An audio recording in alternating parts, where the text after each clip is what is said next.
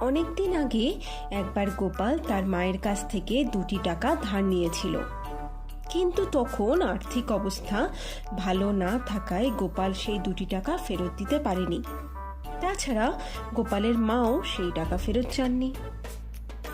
এরপর মহারাজ কৃষ্ণচন্দ্রের সুনজরে পড়ে গোপাল বেশ 2 পয়সা রোজগার করেছে দেখে একদিন গোপালকে ডেকে বললেন, তুই যে বহুদিন আগে আমার কাছে 2 টাকা নিয়েছিলি, সেই টাকা দুটো আমায় দে।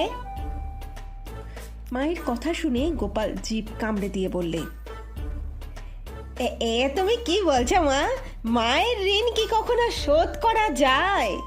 এই জগতে কোনো ছেলেই মায়ের ঋণ শোধ করতে পারে না।